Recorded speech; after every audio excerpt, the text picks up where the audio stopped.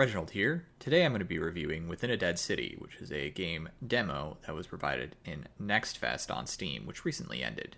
In this video, I will be doing a short review of the game, and then I will jump into some feedback on the product that will hopefully be helpful to the developer. This game bills itself as a Micro 4X game. It has a pixel graphics art style and a tile-based game map. The goal of the game is to build a new civilization within the ruins of an old one, exploring the old civilization's ruins for loot and materials while you keep your guild hall safe from attacks from various monsters, and level up the territory with different buildings, enhancements, and structures.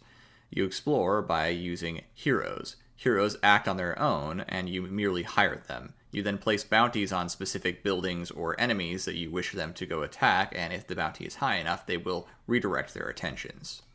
The game is planned to release August 7th, 2023, so if this is your kind of thing, go ahead and check it out. The first two questions I always like to ask when dealing with a video game is it good? And is it fun? Those aren't always the same thing, but they certainly elucidate a lot for you.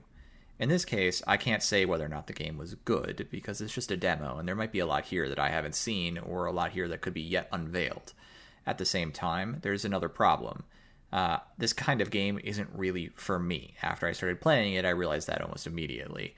So I'm not the best judge of whether or not this game is good relative to what it's trying to be, because what it's trying to be isn't for a player that I know. In fact, I don't know anybody that I personally interacted with in my life that would enjoy this kind of game. And that's a problem for a product manager, because it makes it really hard for me to draft a hypothetical player profile that could be used to judge whether or not this meets the needs of that kind of player. Since I don't know anybody like that, I'm having trouble imagining somebody like that. It just doesn't really make this easy for me. That doesn't mean they're not out there, though. So I'll leave it up to a player who does like something like this, maybe, to tell me about why they like it and what interests them about it, and then I can learn a little bit more. That'd be cool. So if anybody is watching this and likes this game, please tell me why, because I don't understand. Well, was it fun? For me, personally, I didn't find this fun. I did say I like 4X games, and I like the concept of a Micro 4X game, but in this case I have so little control over what's going on, it really feels more like a random encounter simulator, and that just isn't for me. Now, before I come off as too negative, let me just explain what I mean. See, you control the town and the construction of new buildings based on the resources that you're able to gather through some things that I didn't entirely work out in my playthrough, but appear to be mostly related to either trade from the market or from your heroes collecting loot, and you getting a cut of that loot. The heroes themselves are your sort of military wing of your civilization. They go out and explore stuff, but you don't have direct control over them. All you can do is bribe them and bribe targets for them, so they'll go kill those targets for you, assuming they want the money. And it seems reliable enough that you can control them that way, but you also have to have money to do it, and so you're kind of juggling your money resources for all these different things. And there's nothing wrong with this model. It's actually quite clever if you want to make the game as simple as possible to focus on the building up of your civilization while avoiding any kind of overhead on doing battles, lengthy RPG battles with rats or whatever, right? Clever idea that keeps the game moving quickly for the scale that it's at. But personally, I find the lack of direct control to be somewhat unpleasant. I can't imagine a way to give me direct control in the current paradigm of the game, though, without totally ruining the playstyle of the game. You'd have to have a crazy click rate, and that doesn't sound like a lot of fun to be managing multiple heroes and buildings and stuff like that every tick of the turns as it goes along. So them sort of managing themselves is a simple way for the game to avoid a ton of player-required input at every step of the way and make this a real-time game rather than a turn-based one. So I get the direction this is going in, or at least I hope I do. It's just not for me. I don't find this particular thing interesting or fun. I'd prefer to have command of my military. I do like some things about this game, though. I like the idea of sort of exploring the wastelands and having tile sets unveiled.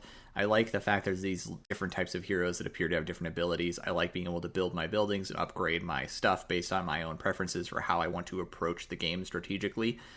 So it's not like there's nothing here. And the visuals are actually quite interesting. I think the color palette is fun, and I really like the little cards on everything that you click. I think that looks cool. So I think I'll end this section of the game review with just a simple question. Will I personally buy this game? No. Should you buy this game? Well, I just don't know. I don't know who the target market is, so I can't say whether or not it hits the needs of that target market or not. I leave that up to you, the viewer, to decide whether or not this is what you want to play. If so, great. All right, let's do a product review. And just like at my other product review on Goobies, I'm going to be focused mostly on things that just jump out at me. So first of all, I want to discuss what was the draw for the game for me. Like, why did I bother to click on this demo and download it? Well, I think the art style and the color palette have a lot of interest here, at least for me. They're just different and interesting, and it certainly draws the eye. I also think the name has a lot of, mystique to it that is appealing. And I think the logo and store page banners and all that, they all work. So there's something here in terms of the art that is interesting and grabs my attention. I also think the concept of a tiny 4X game, which is what you call it on the store page, is a cool concept. And I think it's executed well here, even if I don't understand the intended player, in a sense, because it certainly is what it says it is, right? It's tiny, and it's a 4X game. It maybe isn't the kind of game I wanted to play, but it definitely is competent in its execution. Now, I've already mentioned the art as a strength of the game. I think the pixel tile set is totally fine. I've played a lot of games like that, but the special call out for the high-res images used for enemies and characters and locations, there's a real artistry to that I find really appealing, and it just lends some character to your game, so that's a strength. Let's talk about the music real quick.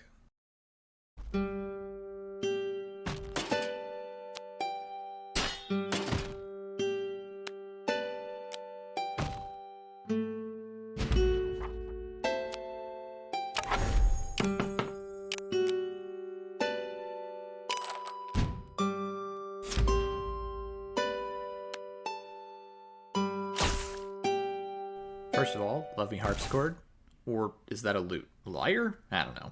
In any case, it's a good choice, and it sounds good in all the places that I heard it through my 2 attempts at playing the game and the home screen. So it's certainly a solid choice. It's non-invasive, and it just fits the setting and doesn't overwhelm it. So really good there. I think this is a strength. I think it's the right play. There are pauses while the game is playing where the music isn't playing, and then it'll come in, and it's good. It's got a good feel to it. Let's talk sound design real quick as well.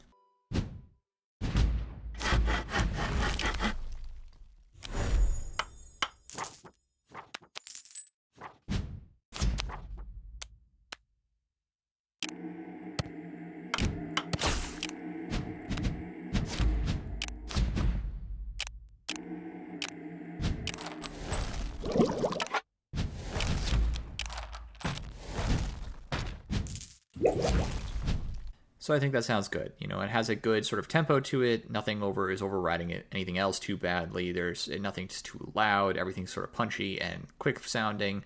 All of the sound effects are obviously tied to some specific actions, so you can kind of keep track of what's going on based on the sound. When the money comes in, it makes this noise that sounds very like gold smacking together, or coins smacking together. When the health potions are issued, you can hear that bubbling noise. It all works. So I think this is a strength of the game as well, and it's kind of satisfying to listen to, honestly. Let's talk some of the weaknesses of the product so that they can hopefully be addressed. Number one, as a player who knows a little bit about 4X games, I found this game a bit opaque. I had some sense of what I was supposed to do, but personally, I didn't really understand the game very well, and the mechanics are not explained anywhere that I could easily find. As I'm going back through my footage, I'm noticing this question mark button I don't think I ever managed to press in any of this footage, but that doesn't speak well to the UI, calling my attention to the question mark button, right? Also, if we go back to the home screen for a moment, you'll notice there's nowhere here where I can look at a manual for the game to explain any of the mechanics. That definitely needs to be on the home screen so that I can read up on the game after trying it out once and see what I didn't understand the first go-through. It's not like the first go-through took me that long. While I personally don't mind just diving in headfirst into a game without understanding what's going on and then maybe coming back and looking for source information if I found it interesting, not every player is going to be like that. Players generally like to know what they're supposed to do, at least to some degree. And here's the instructions you did provide the player, and let's just kind of show how little is actually here. It kind of doesn't tell you much. It doesn't certainly tell you enough on how to play the game, really, unless you're familiar enough with 4Xs that you just kind of can guess your way forwards, which is what I did. I just guessed my way forwards. In fact, I had so little idea what I was doing that I actually won the game without understanding what the objective of the game was, or that I could win, or that what the win condition was, or that I had just won. It was actually confusing for a second. I thought I lost. So my feedback there is obviously tell the player how to win the game. You told us how we could lose, but now how we could win. I just assumed I was going to go until some standard was met of big enough that I had conquered the whole map, actually. My last piece of feedback is really just around the heroes. I am sure there's mechanics I don't understand in the game because the heroes have this big old stats bar that makes no sense to me. I don't understand why they can level up because I have no direct control of them. I don't understand how their equipment being improved helps the game. I don't really understand how they could fight one enemy or different. One of the enemies, the wizard, I think, is described as being a ranged unit, but I saw him meleeing everything just like everybody else, at least visually. So I don't understand how any of this works. I think it's important if you're going to have all these stats and functionalities to give me a reason to pick one hero or another that's clear to me as the player. Maybe that's in your manual, but I didn't read your manual because I couldn't find it.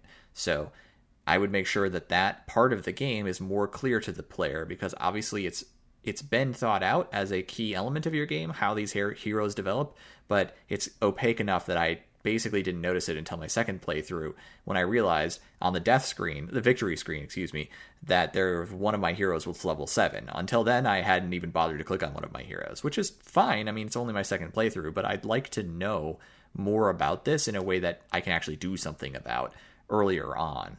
With that, I will call this done. I really wish Moonroof Studios good fortune and good luck with their product release. I certainly am always rooting for indie developers to succeed, and I hope that their target market finds this product really enjoyable as well, though I don't know who that is. And for the rest of you, thanks so much for visiting. I really enjoyed your company as always, and I have a few more of these I'm working on as well as a little bit more stuff for Darktide, so stick around and I will hopefully see you again soon. Bye!